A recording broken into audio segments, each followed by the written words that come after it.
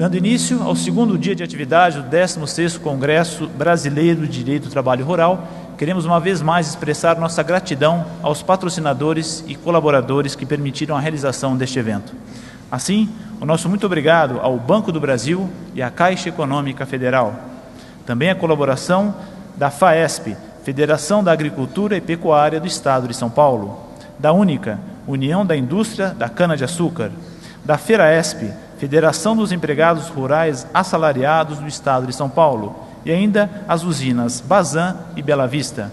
E também o imprescindível apoio da Matra 15, da SMAT 15, do Grupo Morada do Sol, da Usina Maringá, Usina Santa Rita, Usina da Mata, Usina Batatais, Usina São Martinho, Usina Santa Cruz, Usina Nardini, do Grupo Raizen e da Unimed Araraquara.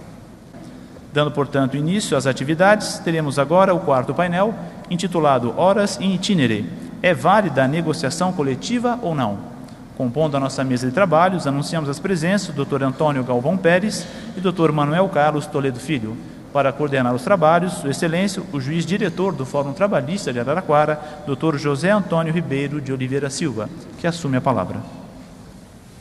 Bom dia a todos e a todas, meus queridos Dr. Manuel Carlos, Dr. Antônio Galvão, os nossos palestrantes desse primeiro painel do segundo dia do nosso 16º Congresso de Direito do Trabalho Rural, excelentíssimos senhores desembargadores, desembargadoras, queridos colegas juízes, juízas, advogados, advogadas, caríssimos estudantes.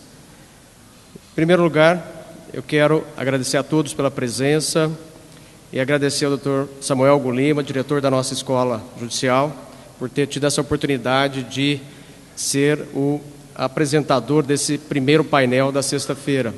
Dr. Samuel Gulima, que tem feito um trabalho extraordinário à frente da nossa Escola Judicial, com diversos eventos e eventos da maior magnitude.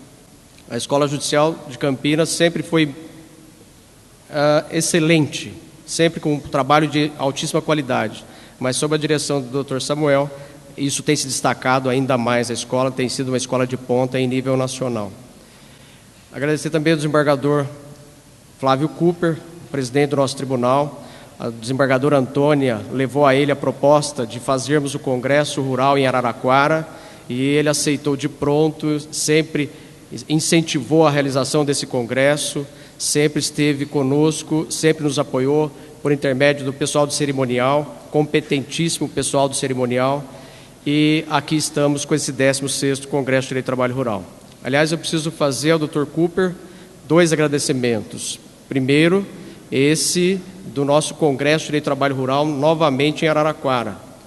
E o segundo agradecimento, porque a partir da fala dele de ontem, o meu cabelo se tornou famoso. É interessante notar, às vezes a gente consegue, dependendo da idade e com o avançar do tempo, a gente começa a fazer algumas coisas diferentes. Mas isso não tem sentido se as pessoas não percebem. E a partir da fala do Dr. Cooper, o meu cabelo se tornou um assunto acessório do Congresso. Não é isso? Estou sofrendo até bullying para cortar o cabelo. Não sei porquê. E eu acho que isso se deve, e tem sentido, a gente tem que dar algumas explicações. O Dr. Cooper disse muito bem ontem, o volume processual, o volume de trabalho de Araraquara é imenso, é grandioso. E aí o juiz não tem tempo de cortar o cabelo, porque ele trabalha muito, trabalha demais, não é isso? Na verdade, é que o nosso trabalho é muito intenso, e eu quero deixar alguns números para esclarecer aos estudantes. A 15ª região tem recebido, então, muitos processos. Cerca de 262 mil processos na primeira instância do nosso tribunal. Só em Araraquara, em torno de 5 mil processos por ano. Mas são processos complexos, diferentes, diferenciados. E os juízes daqui, então, têm que trabalhar muito. E aí eu me inspirei numa figura bíblica, deixei meu cabelo à la Sansão, para ter um pouco mais de força e poder dar conta desse volume excomunal de trabalho. Não é isso? Mas voltando ao nosso tema do Congresso, e isso que é importante, eu quero fazer um agradecimento especial também aos estudantes, os advogados, advogadas que vieram de fora, mas os estudantes de Araraquara sempre prestigiaram muito os nossos eventos. Vocês são show de bola, show de bola. Aqui nós temos cerca de 400 ou mais estudantes, portanto, vocês são a maioria da plateia. Em especial o pessoal da Uniara, que deve ter aqui mais de 300 alunos da Uniara, mesmo sendo a semana jurídica. Uma salva de palmas para vocês, estudantes.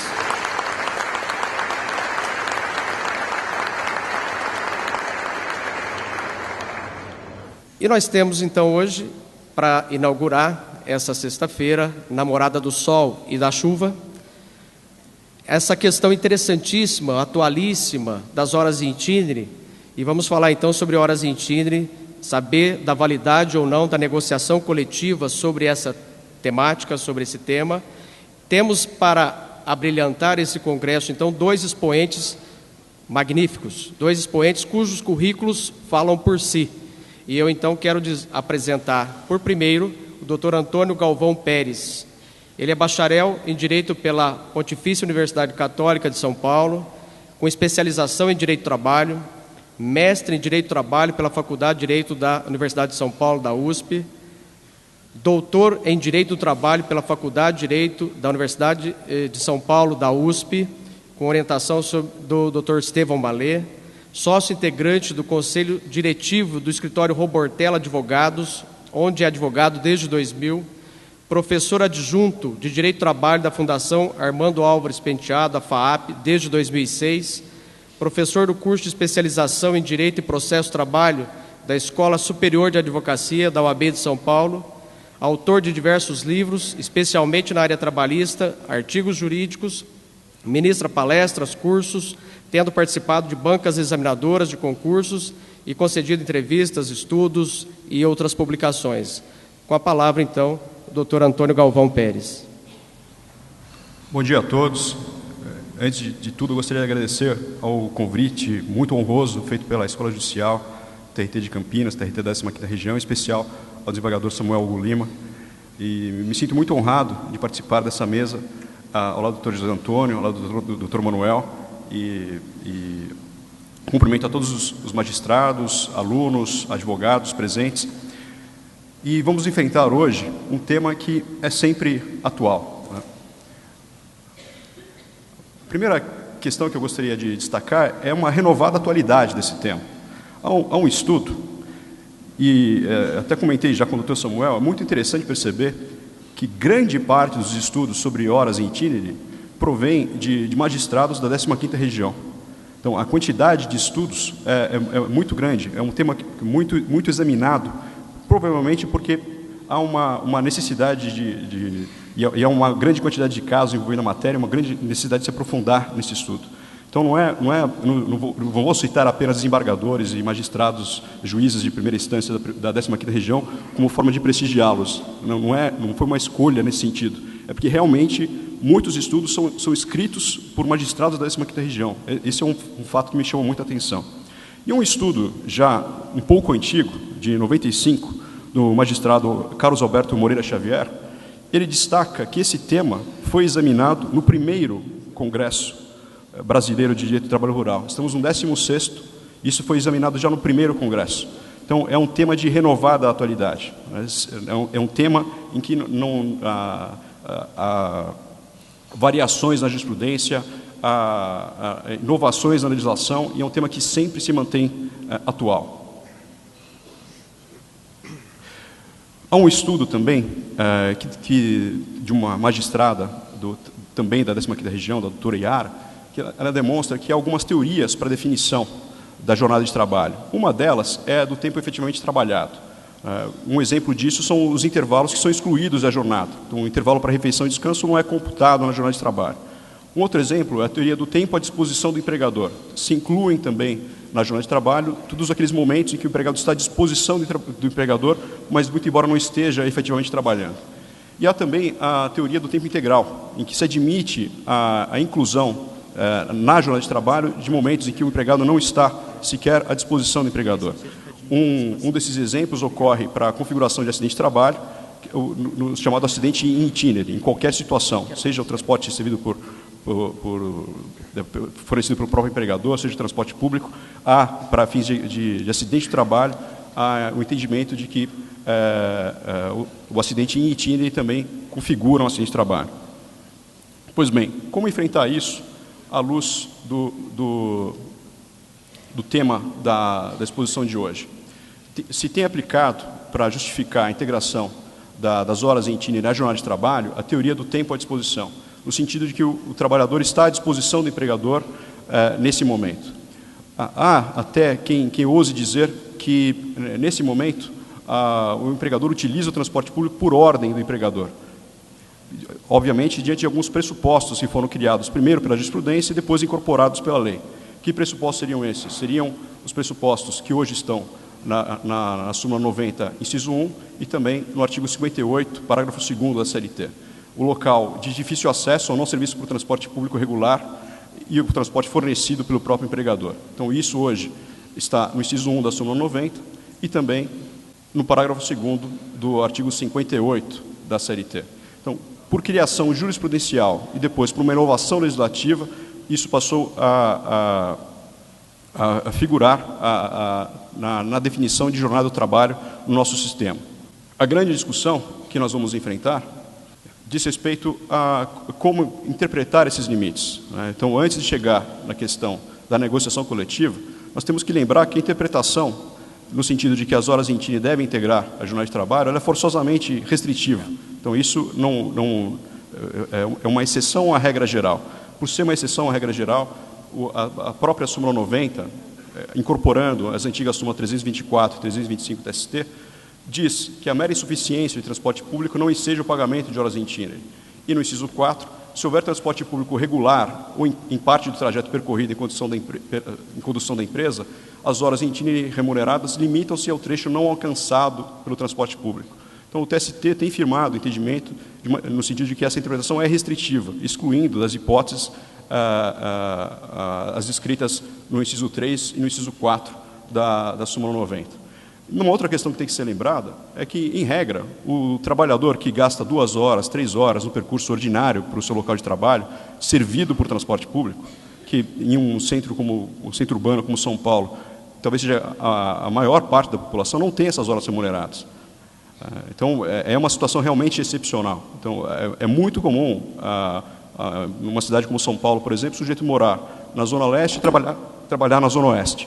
Então, o tempo gasto nesse transporte é muito elevado. Como assegurar a hora em itinerário do transporte fornecido pelo empregador, a integração à jornada e não assegurar essas pessoas? Então, é uma situação realmente excepcional e que justifica, o que reforça a necessidade de uma interpretação restritiva. E chama a atenção hoje o surgimento de teses que violam a teleologia dessa construção jurisprudencial e dessa inovação legislativa. Há casos hoje em que se questiona a instituição de transporte público com o argumento de que a instituição de transporte público acaba prejudicando os trabalhadores que deixam de ter as horas em itinerário remuneradas.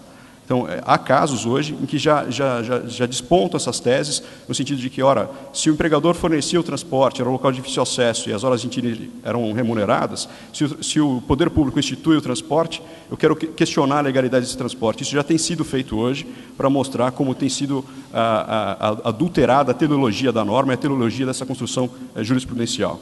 Como eu destaquei já ao início da minha exposição, esse é um debate antigo, né? E havia um maior conforto para discutir se era possível ou não a negociação coletiva, a época em que isso decorria de mera construção jurisprudencial. Hoje, esse debate é mais difícil na medida em que o parágrafo 2º do artigo 58 da CLT assegura o direito.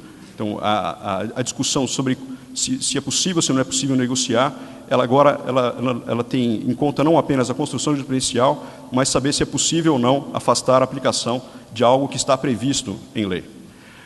Esse debate, ele remonta também àquele projeto de lei que foi muito debatido em 2001, 2002, que discutia a alteração do artigo 618 da CLT. E um fato curioso, examinando os artigos da época, a questão da ordem dos fatores, né? Geralmente, quem escrevia sobre o tema à época colocava uma pergunta, né? Primeiro, nós temos que cuidar da reforma sindical, ou primeiro cuidar do fortalecimento da negociação coletiva. Então, quem se opunha ao projeto dizia, ora, não interessa, né, e essa é a ideia do artigo, não interessa pelo momento dizer claramente em que matérias é possível ou não negociar, porque nós não temos um sistema, uma organização sindical forte o suficiente, robusta o suficiente, permitindo essa negociação. Então, é melhor deixar o exame para o caso a caso, o exame casuístico das questões, do que estabelecer regras claras que vão ser aplicadas em regiões em que há um sindicalismo forte, em regiões em que há um sindicalismo fraco. Então, o ideal seria primeiro uma reforma sindical para depois estabelecer regras claras sobre o que é possível e o que não é possível negociar. Separei aqui apenas para reforçar esse ponto de vista, 2 artigos da época, um do professor Arião Salomita, em que ele diz, olha, é possível se inverter a ordem dos fatores, e isso é sadio, né? Nós precisamos inverter a ordem dos fatores em alguns momentos, até para provocar a discussão sobre a reforma do nosso sistema sindical. E também um artigo do professor Amorim Mascaro Nascimento, à época, em que ele conclui que, à luz daquele projeto, um dos temas seria claramente passível de negociação, seria justamente a exclusão ou inclusão do tempo inteiro na jornada, né? Esse projeto deixaria, se tornasse lei, a alteração do artigo 618, deixaria clara essa possibilidade. Os argumentos usuais a favor da negociação são a aplicação da Constituição Federal, os artigos 8º e 7º, e também os artigos 611 e 612 da CIT, sempre privilegiando as normas coletivas.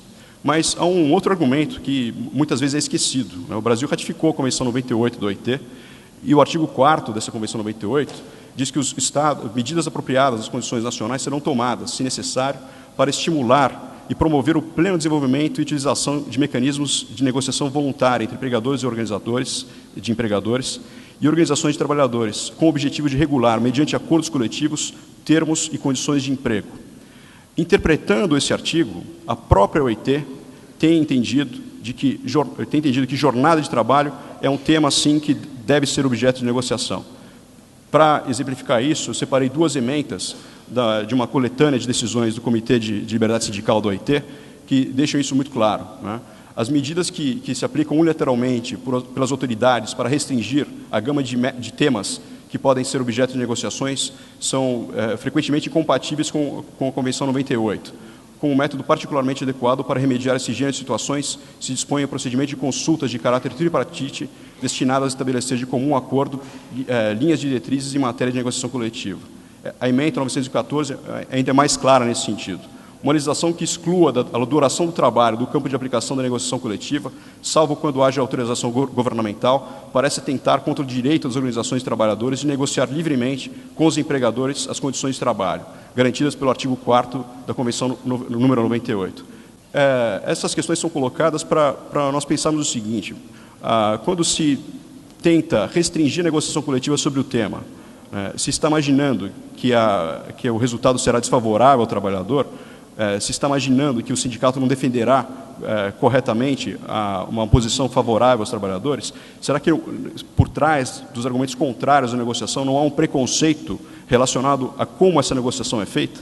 Porque se a resposta for sim, o problema é essa ideia preconcebida de que a negociação não atenderá aos interesses dos trabalhadores, então o problema não é a definição do que pode ser negociado, o problema é a ausência de uma organização sindical verdadeira, em que haja liberdade verdadeira e forte o suficiente para permitir essa negociação. Então, talvez estejamos nós a inverter a ordem dos fatores no momento de avaliar esse problema. Então, a negociação, segundo o Comitê de Liberdade Sindical da própria OIT, sobre duração do trabalho, é inerente à barganha coletiva entre trabalhadores e empregadores. Isso é um tema natural, um tema corriqueiro, um tema que deve ser sempre objeto de negociação. Teoricamente, quem melhor do que os sindicatos para saber qual o limite dessa negociação, considerando também outras cláusulas que possam ser negociadas. Esse tema, no nosso momento atual, tem permitido 3 teorias, né? Basicamente 3 teorias. Uma delas entende que o tema simplesmente não pode ser objeto de negociação. Outra, num outro extremo, entende que é possível negociar até mesmo a supressão das horas de itinerário. E uma terceira teoria, que pela pesquisa que eu fiz tem sido a prevalente, é possível negociar a prefixação ou a limitação, mas não a supressão. Então, hoje, há essas 3 teorias defendidas pela doutrina e pela jurisprudência. Então, Uma posição contrária à negociação é a do professor Gustavo Felipe Barbosa Garcia, que foi magistrado da 2ª Região e hoje procurador do trabalho. Ele conclui que não é possível negociar, especialmente a partir da vigência da lei que alterou o artigo 58 da CLT. E não há qualquer autorização constitucional nem legal para a redução de direitos trabalhistas de forma generalizada, não servindo o artigo 7º para tal objetivo.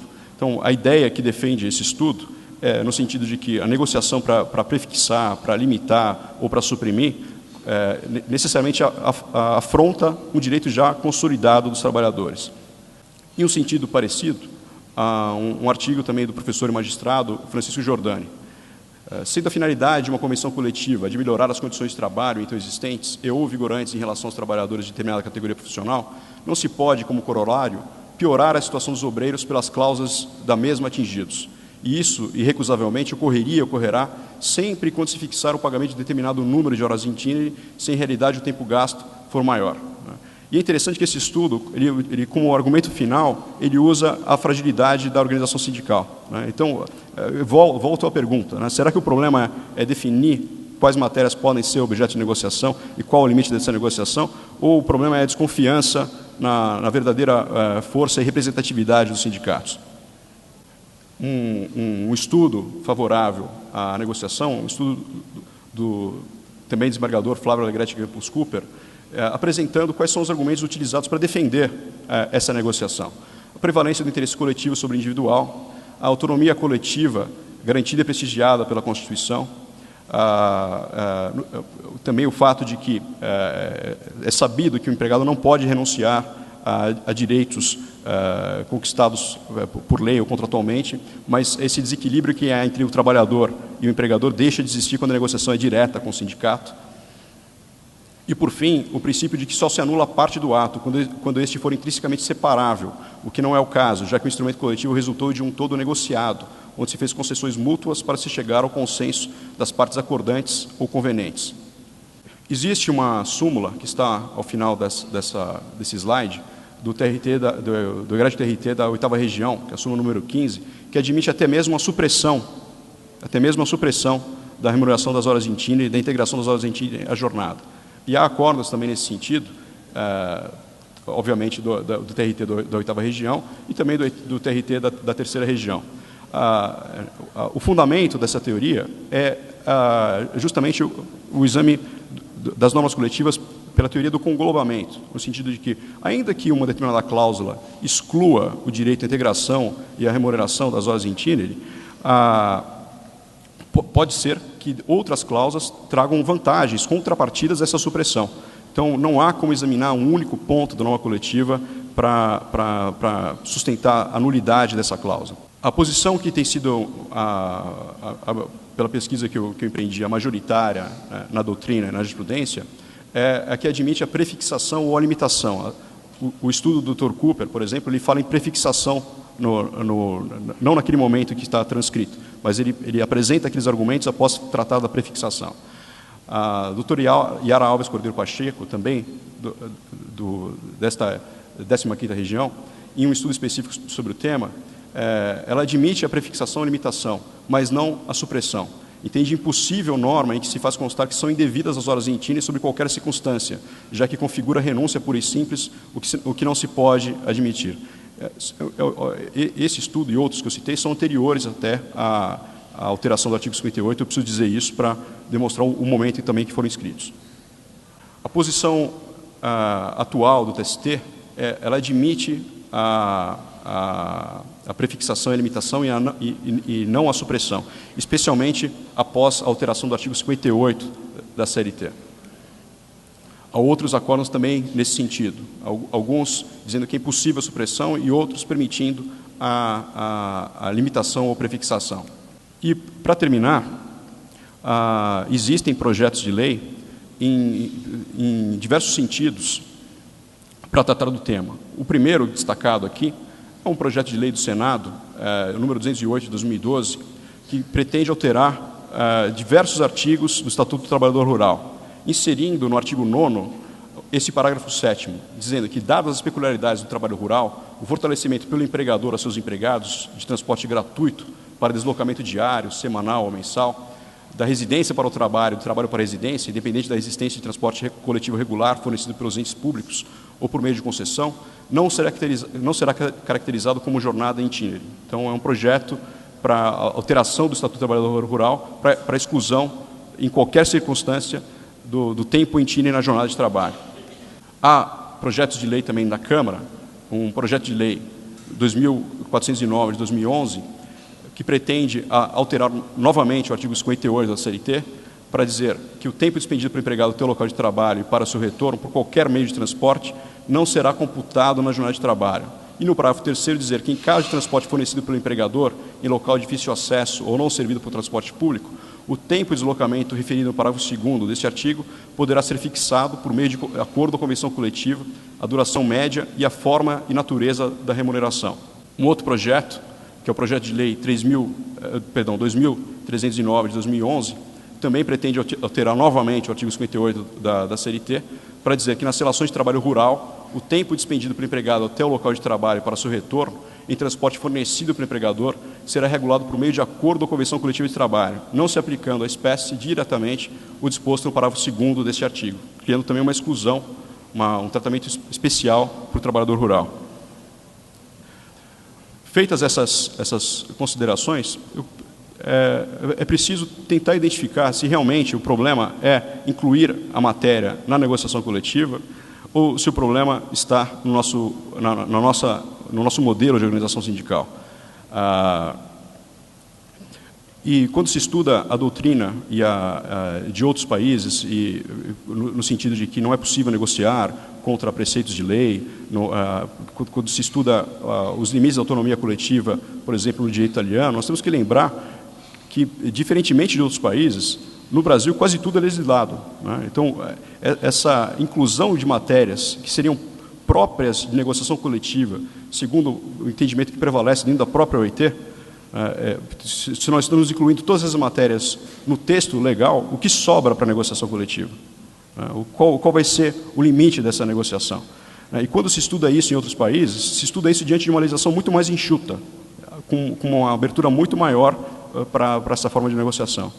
Então, eu queria levantar essa dúvida para os senhores, né? Nós estamos discutindo aqui um problema realmente de identificação do que pode ser ou não negociado, ou estamos dizendo que não pode negociado, a posição que defende que não pode ser, algo não pode ser negociado, ela tem como pressuposto essa fragilidade da organização sindical. Porque se for isso, né, então nós temos que endereçar as nossas críticas e as nossas considerações a uma outra questão, que é a organização sindical, e não ao que pode e o que não pode ser negociado. Então, essas são as minhas considerações. Muito obrigado pela atenção. Mais uma vez, agradeço o honroso convite para estar aqui hoje.